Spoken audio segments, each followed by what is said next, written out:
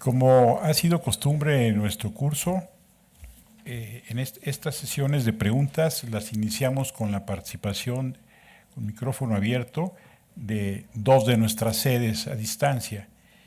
En esta ocasión le toca a los colegas por un lado, de la Fundación Universitaria Católica Lumen Gentium, la Unicatólica, quien intervendrá a través de nuestro colega Omar Salgado.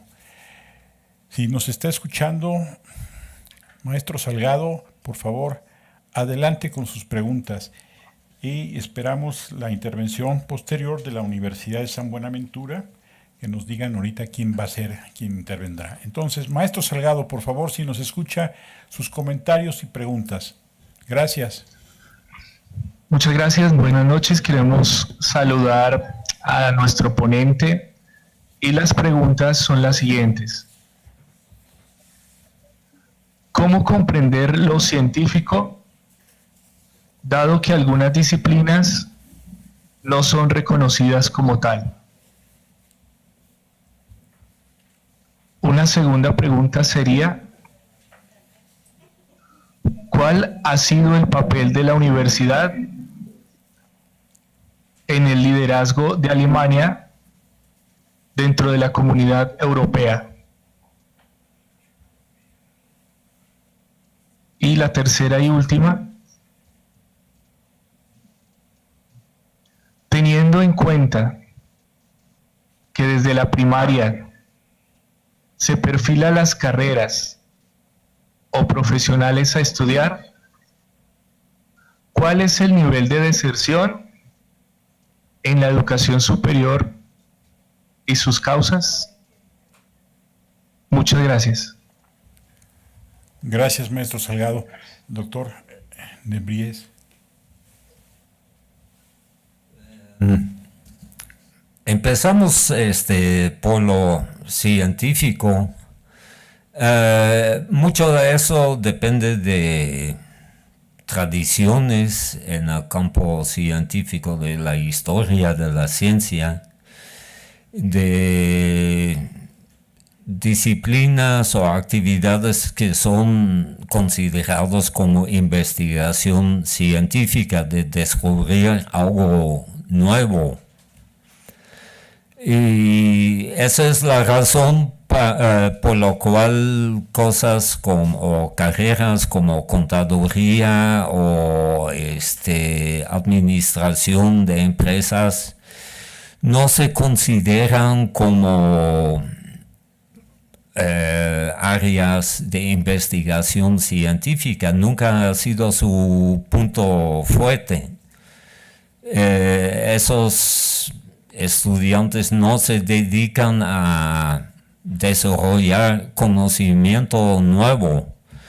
Ha habido algunos proyectos en administración, teoría de organizaciones, en contabilidad también ha habido iniciativas de una contabilidad novedosa que podrías calificar como investigación científica a lo mejor. Y sí hay grupos que tratan de establecerse ahí, pero al final de cuentas en esas carreras no se preparan estudiantes para investigación científica, no es su meta. Y esa es la misma razón por la cual los dos sistemas, Alemania y Holanda, tienen una división interna entre escuelas vocacionales y universidades que se dedican a investigación científica. En muchas carreras la investigación científica no es una prioridad, ni lo debe de ser, ni se debe exigir a los académicos que trabajan allí que hagan investigación para obtener un estímulo o algo por el estilo. No es su tarea. La gente que estudia trabajo social, como yo hice en Holanda, o enfermería, o contaduría, o lo que sea, no tiene como meta en la vida generalmente convertirse en investigador. Solamente quieren trabajar. Entonces no es una división tajante de eso es científico, lo demás no lo es, sino una tradición y una cuestión de objetivos de cada carrera. Y si lo comparas con México, podrías criticar las políticas de los últimos 30 años del SNI y todo lo demás desde esa perspectiva, porque se aplica por igual a gente que trabaja en física nuclear que a contadores. O lo mismo aplica para el perfil PROMEP, publicaciones científicas para cumplir con el perfil. ¿Qué publicaciones científicas podría escribir un buen contador público? Es una locura.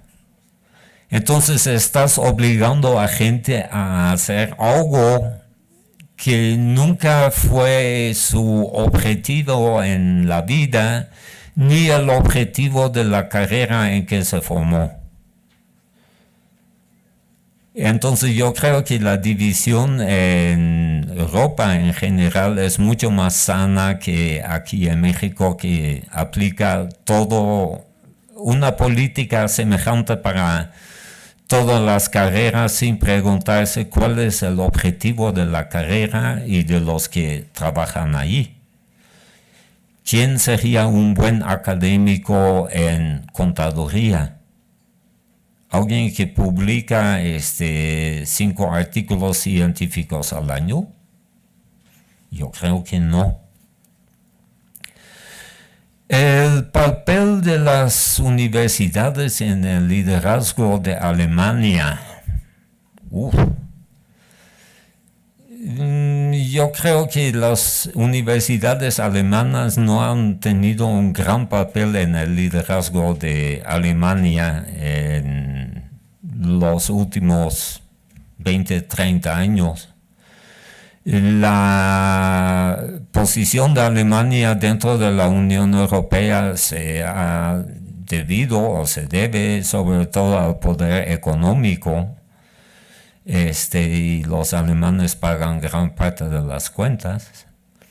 Y podrías decir que son sumamente productivos porque tiene gente bien educada, pero en ese sentido tendría más influencia las escuelas vocacionales que las universidades.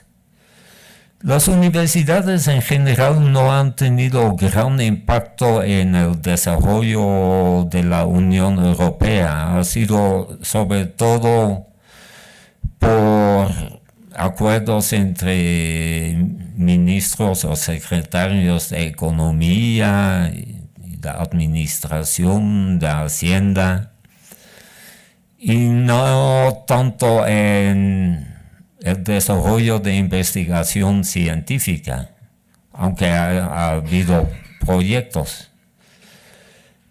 Más bien las universidades están observando o sufriendo a veces las consecuencias de la integración europea, porque tiene muchas implicaciones mucho más allá del proceso de Bolonia.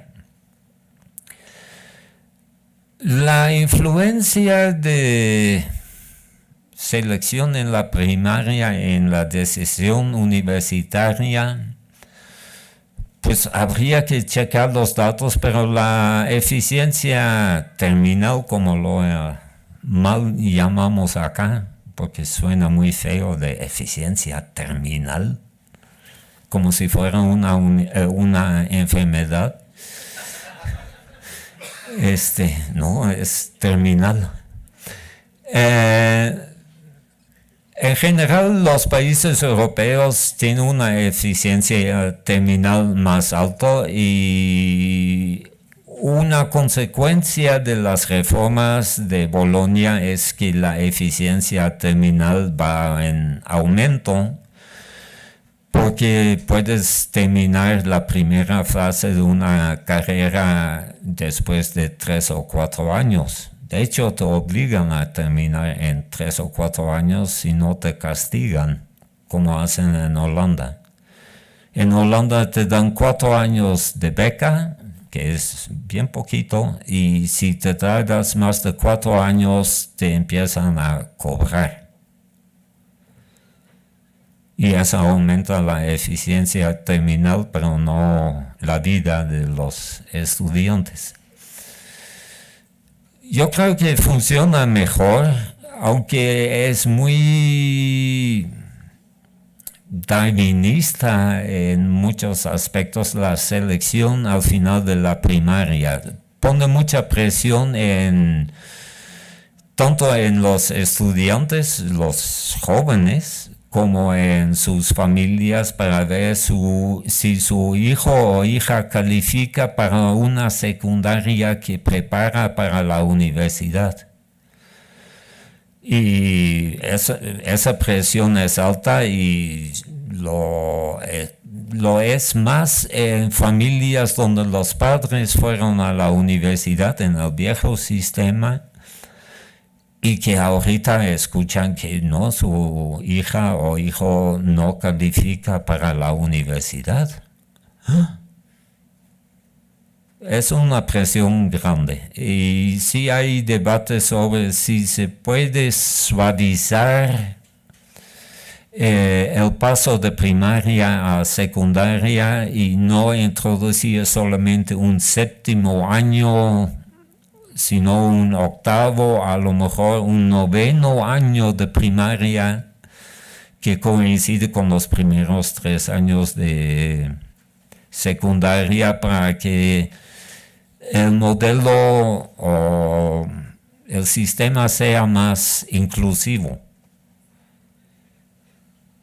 Pero pues ahí es una cuestión también de criterios de qué deben saber estudiantes en el área de matemáticas o de dominio del idioma para calificar para la universidad. Si modificas esos criterios, ¿qué implica eso para la población que va a ingresar a la universidad? O podrías o deberías pensar en sistemas remediales o especiales para motivar a estudiantes a estudiar más matemáticas y cosas por el estilo. No sé si existe una respuesta a esa pregunta. La pregunta es, ¿en qué momento seleccionas a los estudiantes para la educación superior? Lo puedes hacer a los 12 años y es feo, o lo puedes hacer a los 18 y también es feo. Pero en algún momento hay que seleccionar quiénes ingresan y quiénes no.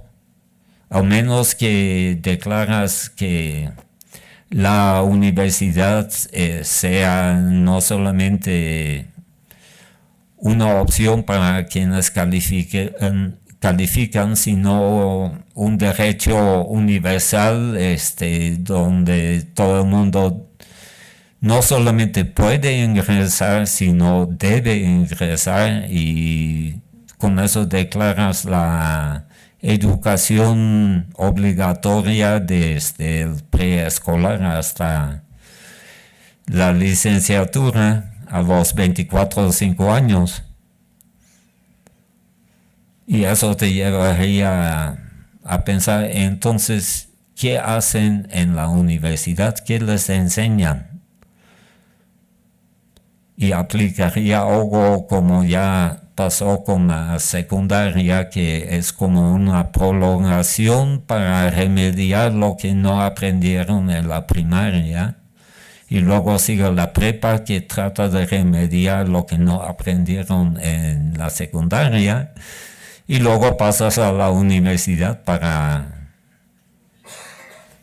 pues estudiar más, no sé, español, matemáticas y historia de México o de Holanda. No sé si con eso contesté todas las preguntas. ¿Hay más? Sí, todavía hay más, claro. Claro, hay muchas más. A ver si las podemos organizar, incluso algunas son muy de detalle.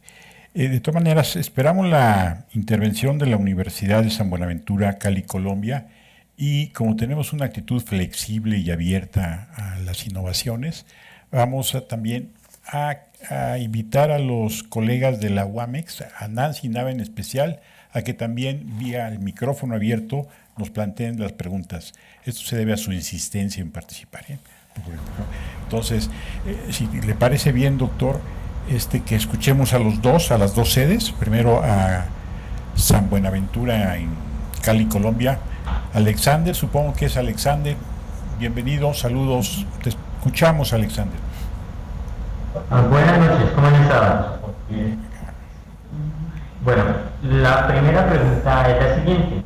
¿Cuáles son las razones para que 13 de 14 universidades de los Países Bajos estén en el ranking de las mejores 200 universidades?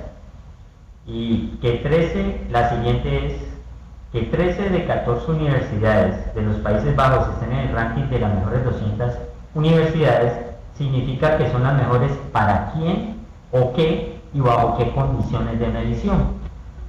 Y la tercera y última, ¿qué condiciones debería cumplir un latino para ingresar al sistema de educación superior de los Países Bajos, a pesar que nuestros mejores resultados sean los peores para ustedes? Gracias. Bien, entonces ahora escuchamos, gracias, sí era Alexander, ¿verdad? Nancy Nava, por favor, tu intervención.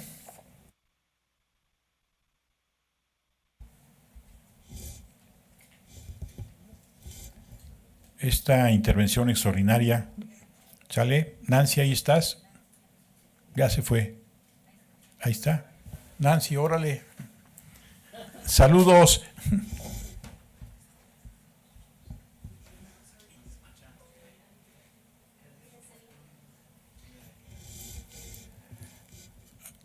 Sí, para intervenir también hay que abrir el micrófono. ¿Sí? Sí. Ahí está. Muy bien. Adelante. Hola, ¿qué tal? Hola. Sí, bien. Hola, ¿qué tal? Buenas tardes. Nos llama la atención cómo se aceptan los procesos de selección que encaminan hacia la universidad o a las escuelas vocacionales. ¿Cómo entender ese proceso? ¿Se debe a la legitimidad del Estado o se debe a un carácter autoritario de esas sociedades? ¿No será el anuncio de un proceso que nos llegará imponiendo una selección y exclusión social cada vez más acentuada e impuesta a nombre de las vocaciones personales? Voy a suprimir la segunda porque parece que ya ha sido preguntada. ¿Cómo se integran los jóvenes migrantes en las escuelas vocacionales? ¿Son considerados? Y por último, ¿cuáles serían los requisitos para establecer una escuela privada en Países Bajos y Alemania? Pues aquí en México sabemos que son muy laxos.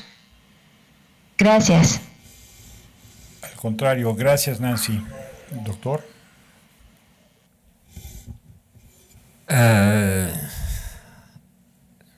Bueno, hay milagros que suceden en el mundo y uno de ellos es que 13 de 14 universidades holandesas llegaron al ranking. Uno puede tener muchas dudas al respecto, pero yo creo que se debe ante todo a que el sistema ha sido muy controlado en su expansión y en la regulación de ingreso, no tanto de estudiantes, aunque ahí juega el papel también la selección, sino de académicos también. la carrera académica en Holanda era y sigue siendo un proceso bastante pesado. Es un sistema donde puedes ingresar como profesor adjunto durante varios años y después de varios años pueden decir que no, fíjense que siempre no, usted no publica lo suficiente. Y en muchas ocasiones realmente era así que se tenía que morir el profesor, el catedrático, el jefe del departamento se tenía que morir para que alguien podía ocupar su plaza. Y para ocupar la plaza tenía que tener doctorado y toda una lista de publicaciones. Han sido pues la carrera académica en Holanda y Alemania ha sido muy rígida, muy controlada. Y eso te explica por qué los que son tiempos completos titulares, todos cuentan con un currículum vitae del más alto nivel. Si no, nunca hubieran llegado ahí. Se presta a fraudes también, como todos académicos, los holandeses y alemanes también somos muy creativos. Y se han detectado en los últimos 10 años varios casos de artículos inventados o proyectos de investigación completamente inventados por académicos de mucho prestigio, muchas veces citadas en todas partes hasta que alguien se da cuenta que la base de datos fue un invento también del académico. Y eso ha llevado a la revisión de esos sistemas de evaluación. Pero en general los que trabajan en las universidades cuentan con las más altas calificaciones a través de una fuerte selección y eso te explica por qué 13 de 14 universidades califican o aparecen en el Times Higher Education. Las malas lenguas podrían decir, pero fíjate, toman en cuenta las citas y publicaciones en Scopus, y Scopus es un invento de una imprenta que se llama Elsevier, y por puras coincidencias, Elsevier es una empresa holandesa. No creo que funcione así, pero sí hay una fuerte tradición de trabajar de esa forma, tanto en Alemania como en Holanda. Hay una larga tradición de investigación científica en las universidades, que es una cosa que los norteamericanos han reclamado con el ranking de Shanghai, porque ahí dicen, no, Shanghai toma en cuenta el número de premios Nobel. Y efectivamente en la primera mitad del siglo XX casi no hay premios Nobel norteamericanos y hay muchos europeos y muchos holandeses. Porque ya había una fuerte tradición de investigación científica en las universidades. Entonces, parte de la explicación se debe a razones históricas también. La Universidad de Utrecht, que es una universidad chiquita en Holanda, está en el ranking porque ha tenido como 5 premios Nobel en física y química y cosas por el estilo. A lo largo de su historia, que pues se explica por el desarrollo de la ciencia en Europa. Y con eso se sitúa al mismo nivel que muchas universidades norteamericanas y arriba de universidades chinas que son de reciente creación y no tienen ningún premio Nobel. Entonces, esas son posibles explicaciones ahí. No sé si en este contexto de esta explicación no cabría mejor la pregunta al revés. ¿Por qué esa universidad en particular no está como las otras? Es decir, yo si estuviera en esa universidad donde todas las del resto sí están y la mía no, yo me preguntaría como estudiante holandés o como académico holandés, ¿qué nos está pasando? Es decir, en este contexto, ¿qué es lo que explica que la otra no esté también? ¿Qué falta la última? Bueno, algunas universidades holandesas y alemanas son de reciente creación. Entonces no tiene la larga historia de premios Nobel. La última universidad que se abrió en Holanda fue en los 80s, que es la Universidad de Maastricht, que no tenía universidad y decidieron crear una universidad ahí. Entonces, ese tiene mucho menos historia y apenas empezó. Algunas universidades eran de origen también más vocacional y tecnológica y no estaban tan dedicados tradicionalmente a la investigación científica y tuvieron que modificar su funcionamiento para aparecer en los rankings. Y algunos son chiquitos todavía, pero el que no aparece es la más reciente.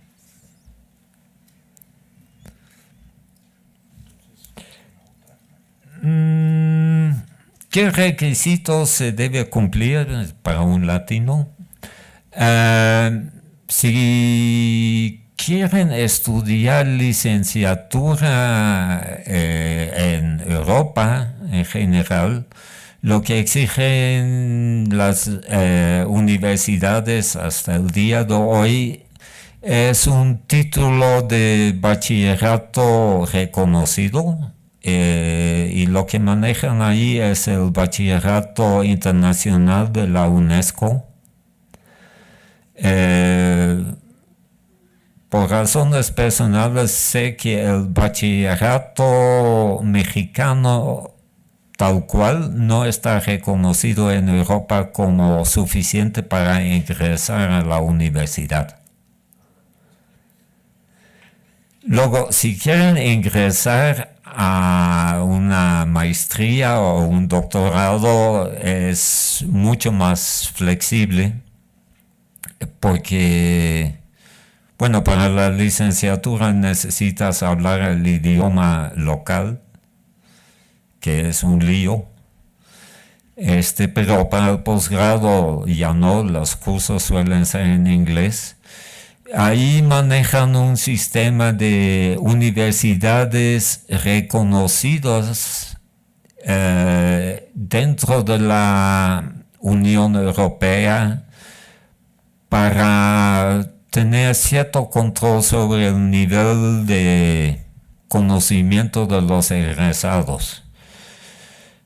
Lo cual lleva en la práctica, el sistema es bastante informal, pero por ejemplo si te graduaste en la UNAM, dirían, esa es una universidad reconocida y tiene sus indicadores y si lo buscamos en Google, sí aparece.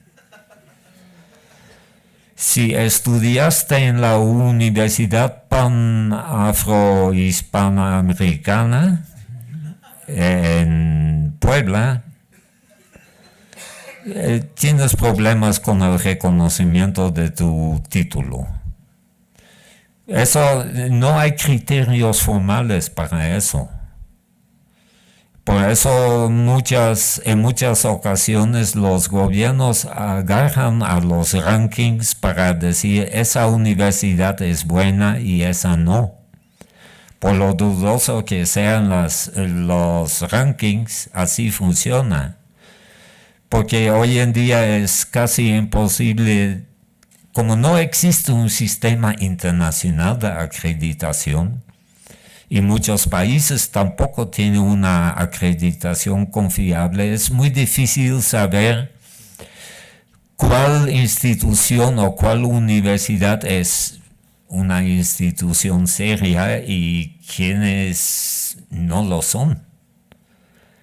Y generalmente se maneja eso a través de oficinas especiales de intercambio y becas estudiantiles que manejan sistemas de información sobre créditos, reconocimiento de universidades y cosas por el estilo. En Alemania está el DAAD, D-A-A-D. Les ahorro la explicación de la abreviación en alemán.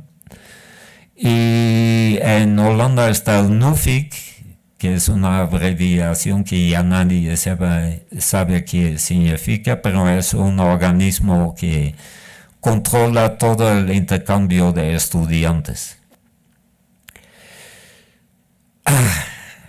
La selección previa a la universidad. Como ya dije anteriormente, eso sigue siendo un lío,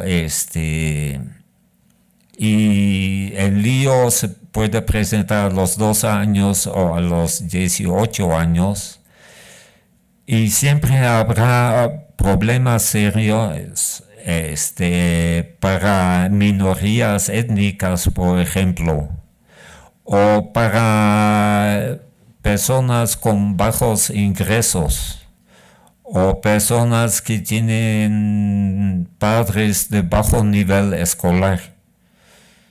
Ya ha habido un montón de estudios que señalan que si naces en una familia pobre con bajo nivel escolar y además perteneces a una minoría, tu posibilidad de calificar para el examen de admisión, aunque sea a los 2 años o a los 18 años, es mucho más bajo que para una familia de altos ingresos, autóctona y lo demás.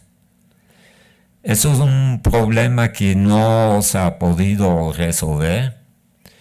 Se ha podido atender a veces con programas de apoyo financiero para familias, pero aún así el nivel o el margen en que se mejora la equidad es muy bajo. Y creo que nadie sabe cómo resolver eso, cómo promover la incorporación de grupos excluidos en la educación superior y hasta dónde eso sea factible.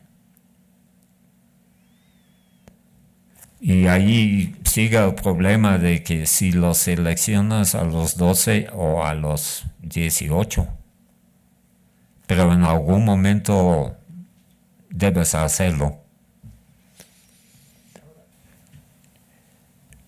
Siento que la pregunta del Estado de México tenía tras de sí un cuestionamiento respecto a la legitimidad que un sistema de selección tan complicado pueda tener en la sociedad, y que si eso no estaba reflejando la prevalencia de algunos rasgos autoritarios, temiendo que incluso los podamos nosotros tener aquí en México, ¿no?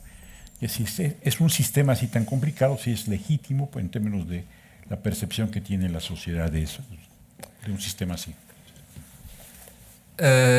No sé si es cuestión de un sistema autoritario o rígido. Yo creo que en el fondo, si hacemos una comparación, el sistema alemán o el sistema holandés es más justo que lo que sucede en otros países, como por ejemplo en México. Porque la selección se da a través de un examen nacional y es controlado. Y eso evita que se comete fraude en diferentes partes o que el examen no sea confiable o que el examen no toma en cuenta X cosas y se selecciona solamente por la vía de conocimientos. Sigue siendo dudoso, sin duda. Pero es más justo en el sentido de que los que logran pasar esos exámenes y el proceso de formación en la secundaria tienen acceso a buenas universidades. Y eso es muy distinto en decir, bueno, tenemos un sistema donde hay universidades públicas y hay privadas y cada quien maneja sus propios criterios de aceptación y algunos lo harán según el cupo que tienen y aplican un examen de admisión que generalmente se inventaron a nivel de institución. Y deseamos a todos los egresados de la prepa suerte en el examen, a ver cómo les va y a ver dónde terminan. Y si se van a la pública, bueno, va a ser gratuita, y si se van a la privada tendrán que pagar lo que hay que pagar. Y como gobierno no nos metemos en eso, es mercado libre de oferta y demanda. Y el gobierno no regula absolutamente nada. Entonces eso crea muchas veces la imagen de que pues casi todos pueden acceder a la educación superior, por lo menos todos los que terminan la prepa. Pero por otra parte, algunos ingresan a la universidad pública de buen nivel y estudian prácticamente gratis, y otros tienen que estudiar en universidades de dudosa calidad pagando un montón de dinero porque no lograron ingresar a la universidad pública de su elección. Y también hay que ver las posibilidades de cada estudiante, posibilidades reales. Si alguien termina la prepa en Oaxaca, ¿cuáles son sus posibilidades de ingresar a una universidad de calidad, pública, gratuita? Prácticamente cero. En cambio, si egresas de una prepa en cualquier parte de Holanda y pasas el examen, puedes elegir la universidad que quieres, prácticamente, y la carrera que quieres. Y no hay un examen de admisión en Derecho o Administración de Empresas o Contaduría diciendo solamente el 20% entra. Y los demás que no entraron, pues que buscan otra opción. Entonces creo que esa discusión sobre Estado autoritario tiene un trasfondo mucho más complicado Creo que en Holanda y Alemania las reglas están mucho más claras que en muchos países en América Latina. Y eso lleva a más equidad y más inclusión y más claridad para todos los involucrados sobre con qué hay que cumplir para estudiar en una universidad. Gracias. Es que interpreté la pregunta. No, está bien. También. Y había otra en términos de los requisitos para abrir una universidad, en términos de que si, no sé si estén pensando en hacer un negocio en Holanda, pero que dicen que aquí hay criterios muy laxos. ¿Cómo serían los criterios para abrir una institución educativa? Bueno, no puedes abrir una universidad así nomás y decir, bueno, ya tengo el edificio, estudiantes, y nomás espero el ROE. No. Si quieres abrir una universidad en Alemania o en Holanda, tienes que cumplir con todos los requisitos, que son muchísimos en términos académicos y de infraestructura y todo lo demás. Y tienes que estar acreditado además. Si no, no abres. Y la siguiente pregunta, una vez que lograste abrir algo, es si puedes obtener apoyo del gobierno. Generalmente no es así. Las nuevas no son universidades, son como escuelas que ofrecen maestrías en administración de empresas, los famosos MBAs. Sí llegaron a Alemania y Holanda, pero trabajan como pequeños centros que ofrecen una maestría y nada más. Atraen estudiantes, pero no reciben financiamiento de ningún gobierno europeo. Tienen límites en lo que pueden cobrar de colegiatura, eso sí. Tiene una vigilancia del currículum y todo lo demás, que es bastante estricto. Y no reciben nada a cambio más que las colegiaturas de los estudiantes, que es bastante poco. Entonces, si tienen planes para abrir algo en Europa, pues no se los recomendaría. No es un libre mercado ahí de abrimos una institución y a ver si pega. Quizá como observación, la acreditación en Europa y Alemania es tan fuerte que los acreditadores revisan el nivel de las tesis de graduación. Y si los acreditadores llegan a la conclusión que no cumplen con los mínimos establecidos según la ley, se cancela el título.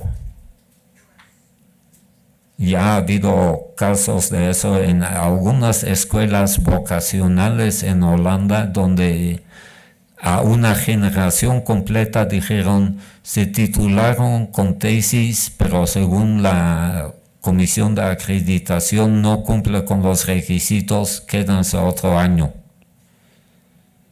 sin beca para cursar otra vez y escribir una tesis que cumple con los requisitos.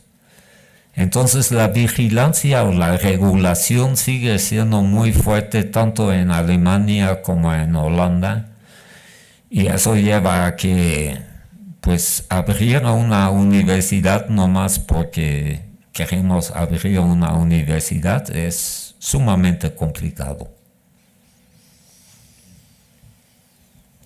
¿Les parece que mientras preparamos las preguntas aquí directas, puede hacer una pregunta que nos manda el doctor Carlos Martínez. La trataría de resumir. Últimamente, especialmente en esta administración, en nuestras autoridades educativas, han pregonado que tienen una nueva opción en la formación tecnológica y diciendo que siguen mucho el modelo dual alemán.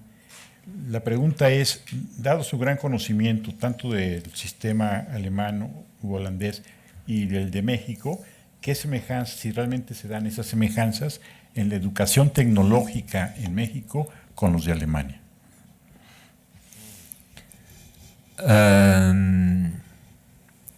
Pues la razón de nacimiento del sistema dual es parecido en Alemania, en Holanda y en México.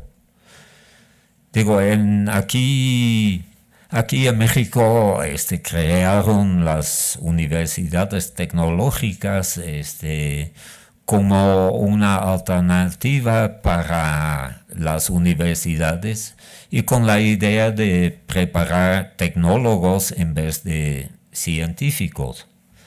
Esa idea operó bien en Alemania y en Holanda hasta la fecha, aunque sí ha habido algunos movimientos allí, sobre todo de ingenieros que reclamaban un estatus más científico que tecnológico o vocacional.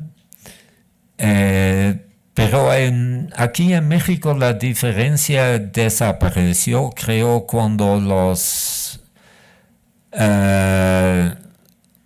institutos tecnológicos se empezaron a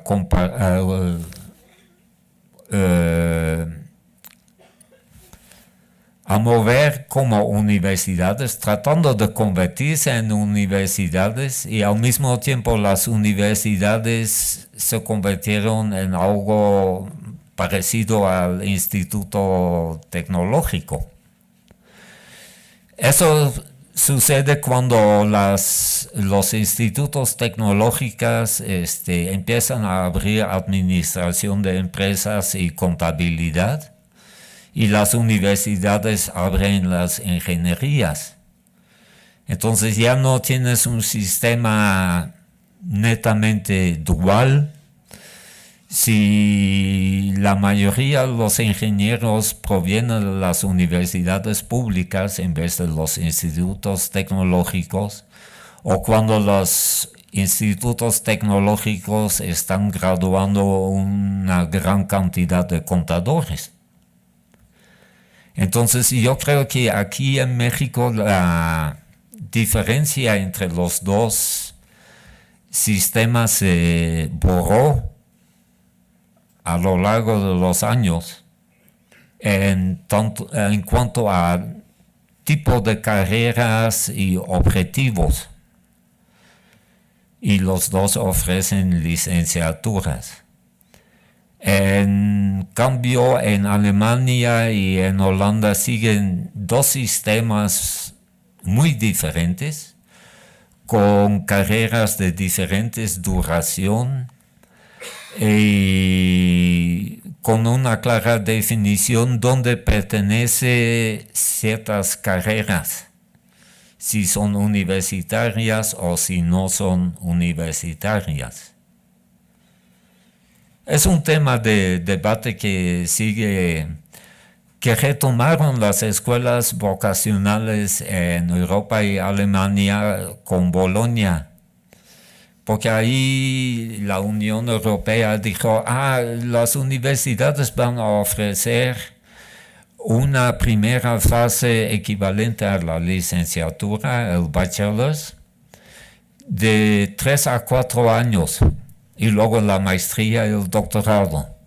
Nosotros somos escuelas vocacionales de menor nivel, según muchos, pero ofrecemos carreras de 3 a 4 años.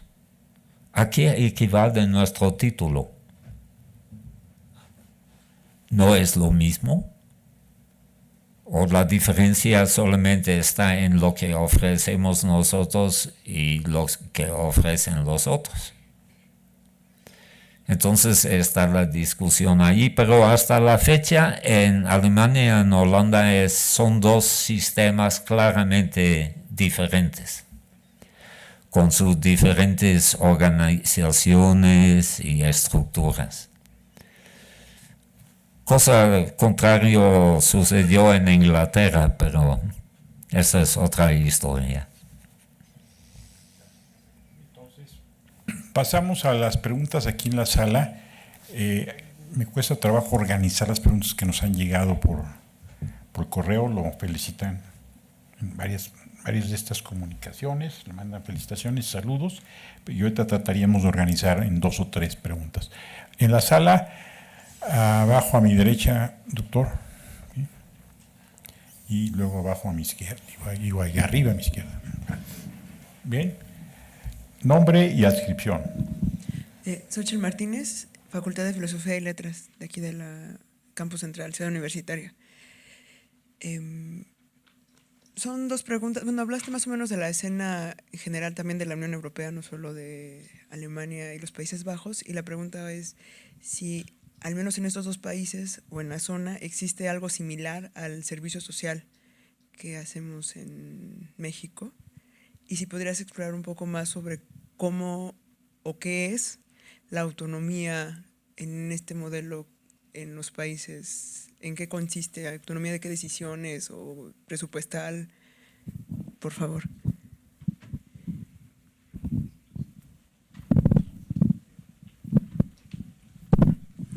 Arturo Ramírez, del doctorado en Ciencias Políticas. Es en relación al currículum, tanto de bachillerato como de licenciatura, ¿quién lo determina o quién lo hace? Y sobre la oferta que decías, ¿no?, que manejaban, tienen tantos lugares para médicos, ¿quién determina cuántos lugares hay en la universidad para qué carrera?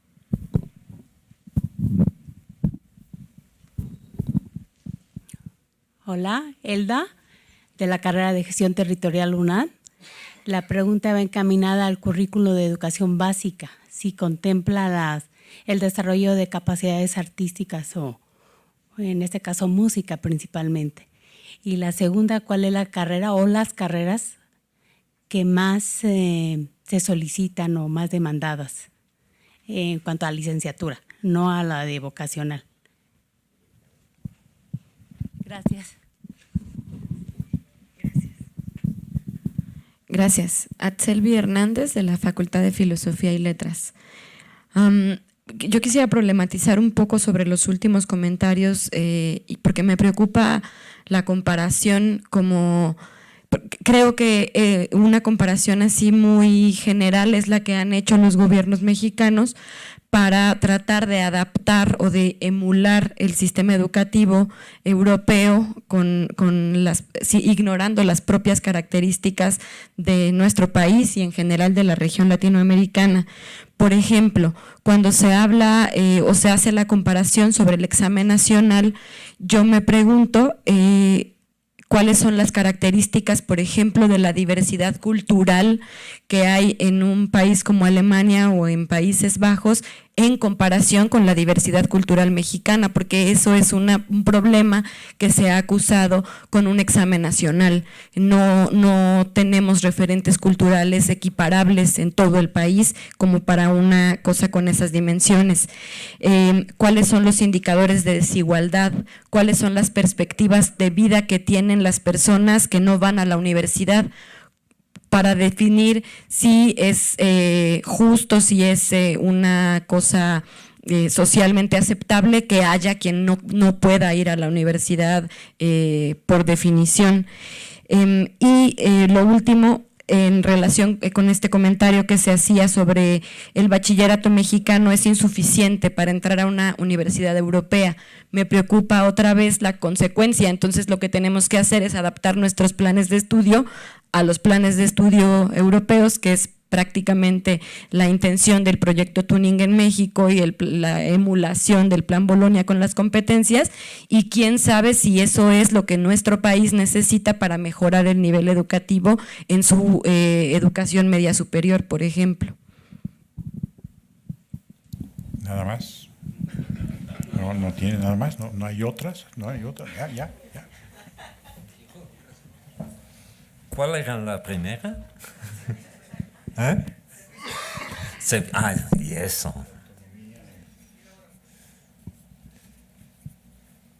Yo anoté 9 en total. A ver. Servicio social. No se hace. Eso es otro invento, creo que es exclusivamente mexicano. De que tienes que hacer un servicio social para retribuir a la sociedad lo que te dieron. No.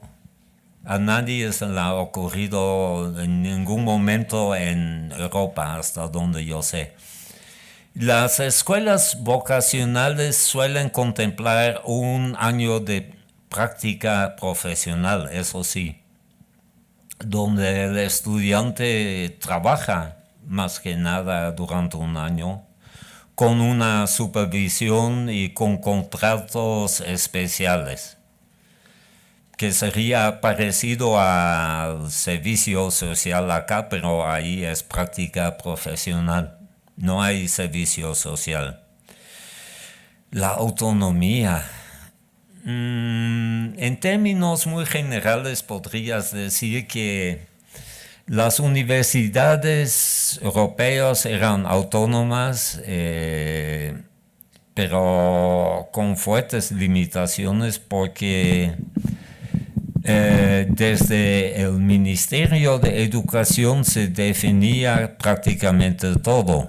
Los criterios para estudiantes, el monto de colegiaturas, los salarios de los académicos, los criterios de contratación, todito. Hasta los criterios para recibir el título o para la tesis. Incluso el currículum. Tenía un fuerte control del gobierno. En ese sentido, las universidades han convertido en más autónomas porque tienen más posibilidades o más margen de maniobra para ciertas cosas, como para la contratación de profesores, la admisión de ciertos estudiantes o estudiantes extranjeros. También tiene más libertad en cuanto al currículum y cosas muy operativos en general. Pero la vigilancia sigue siendo muy fuerte, aunque muchas veces ya no se efectúa a través de lineamientos directos del gobierno, sino a través del sistema de acreditación. O sea, el gobierno logró pasar esa cosa fea a instancias de acreditación que dicen no cumple con los requisitos, en vez de que sea el gobierno. Es el viejo sistema de evaluar y condicionar el financiamiento o el reconocimiento, en vez de una burocracia directa. Todos los niveles anteriores a la universidad lo maneja el gobierno nacional. En Alemania y en Holanda. O sea, el currículum es nacional. Todos reciben el mismo currículum y efectivamente todos reciben la misma enseñanza. No es así de que sean libros de textos nacionales, sino un currículum nacional, con evaluación de avances que también es nacional.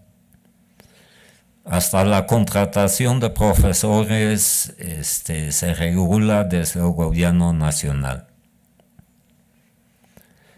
Y el examen es nacional también. Lo aplica una instancia que es formalmente privada, pero ya lleva 40 años, 50 años haciéndolo. Entonces, a ver, el currículum del bachillerato como tal no existe, porque no hay bachillerato. En el esquema de diferentes tipos de secundarias, hay secundarias de 3 años, de 4 años, de 5 y de 6. La secundaria de 6 años prepara para la universidad y tiene su currículum especial, con criterios más altos para matemáticas, español y todo lo demás. Tradicionalmente estaba dividido en Ateneo y Gimnasio, muy clásico. Y tiene un plan de estudios regulado por el gobierno, pero con cierta libertad. A ver cómo explico eso. Tiene un alto nivel de exigencia en holandés o alemán, según la lengua materna, en inglés y otro idioma que puede ser alemán, francés o ruso o español o lo que quieren, pero con exámenes nacionales al final. A un alto nivel en matemáticas y luego historia, geografía y todo lo demás. Para todas esas materias existe un examen nacional al final de una secundaria de 6 años, controlado y todo. Por eso las universidades no necesitan examen de admisión, porque ya lo saben. La posibilidad de ingresar a ciertas carreras en la universidad depende de las materias que elegiste en los últimos 3 años de esa secundaria, que sería en años lo mismo que la prepa. O sea, cuarto, quinto y sexto de secundaria. Si ahí eliges idiomas y ¿qué más? Historia y geografía, no te van a admitir en física. Para ingresar a física necesitas haber obtenido, o por lo menos haber cursado primero matemáticas 1, 2 y 3 y haberlo aprobado. Si no, no hay manera. Entonces hay una selección secundaria ahí según las materias que eliges en la prepa o el equivalente de la prepa. Si no elegiste matemáticas, tienes más posibilidades de terminar la prepa, porque las matemáticas son difíciles, pero se te vuelve imposible ingresar a muchas carreras científicas. No solamente a matemáticas o a física o química. Yo algún día ingresé a psicología y el primer requisito era tener aprobado matemáticas 1 y 2 y pasamos los primeros 3 años de psicología haciendo matemáticas, estadísticas. La mitad del tiempo. Luego hablamos de psicología, pero la primera parte era estadística avanzada.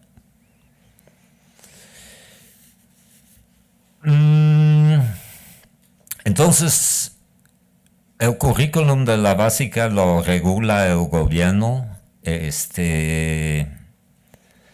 y es evaluado por PISA y otros.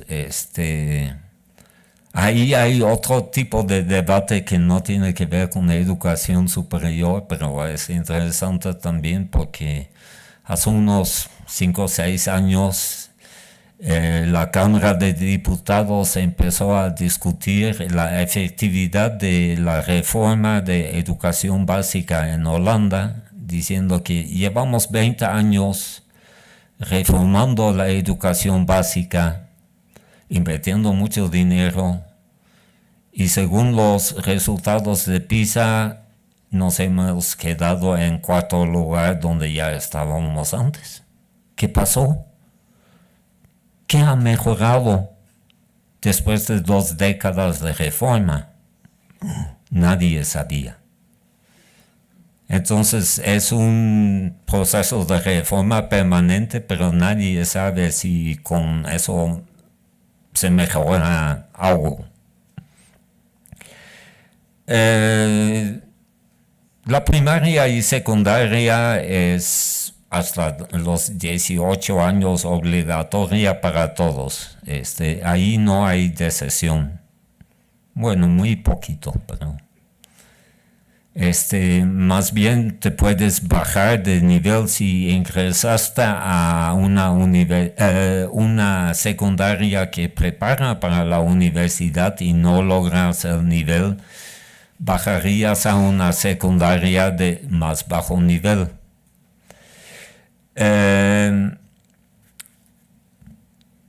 Las carreras más demandadas ahí hay diferencias interesantes, porque en casi todos los países europeos las carreras más demandadas son las de económico-administrativos, porque muchos estudiantes piensan, y parece que correctamente, que ahí está el futuro en cuestiones económicas. Entonces hay mucha demanda para carreras como economía, porque ahí te puedes hacer rico en poco tiempo. Hay carreras demandadas también en nuevas tecnologías, computación, aunque no tanto, porque el requisito de matemáticas juega muy fuerte ahí. Ha habido un bajón en ciencias exactas y hay programas especiales para aumentar el número de estudiantes ahí.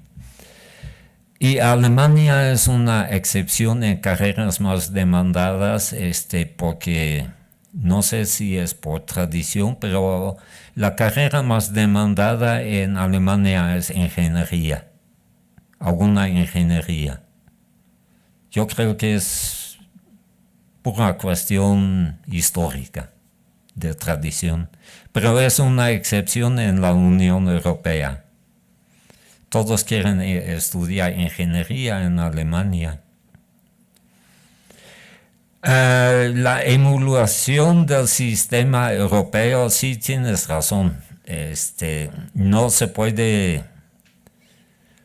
Generalmente no son exitosas las emulaciones de otros países porque no toman en cuenta ciertas tradiciones, y no es para rescatar las tradiciones, sino porque no toman en cuenta las preferencias de estudiantes y sus familias.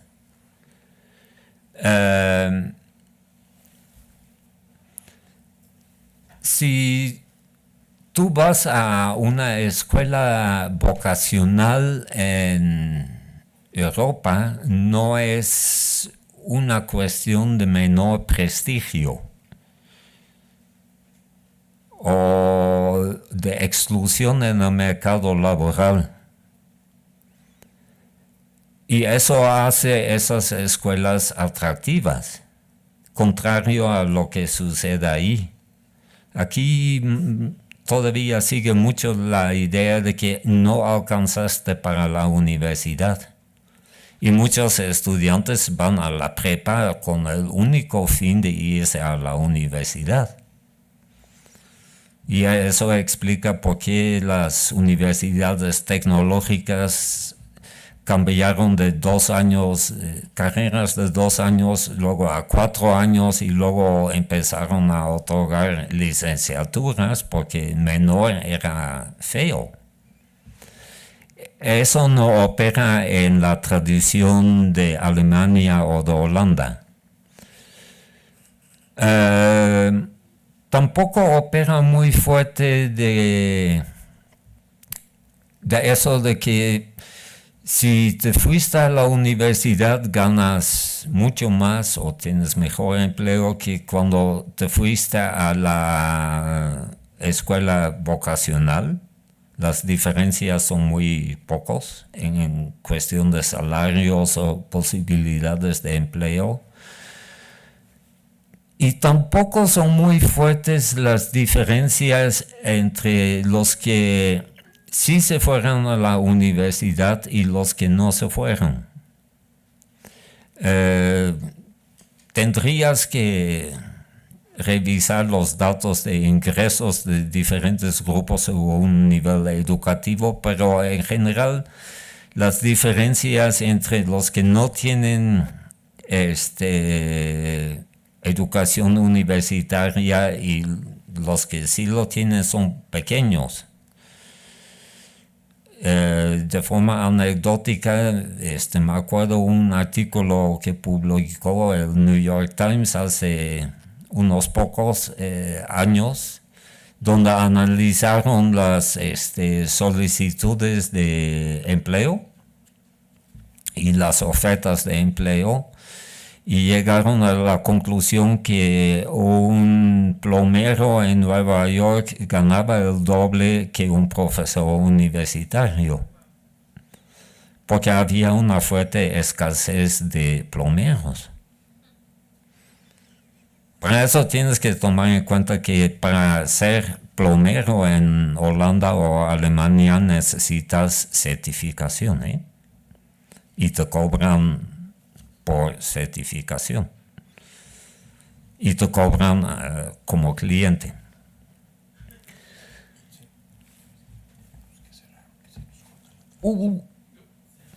Tenemos que terminar con eso.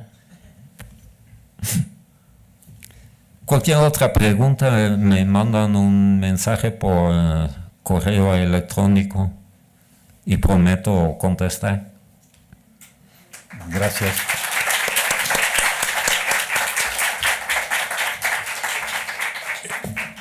Ya no hubo tiempo, quería contar una anécdota que para mí en lo personal, y Manuel plantea un poco el perfil del doctor Witzig. Cuando lo leí por primera vez me produjo tal impacto que tomé alguno de sus temas. Entonces, eso nunca te lo había confesado, pero Witzig, muchas gracias, te lo agradecemos, muy amable. Sí.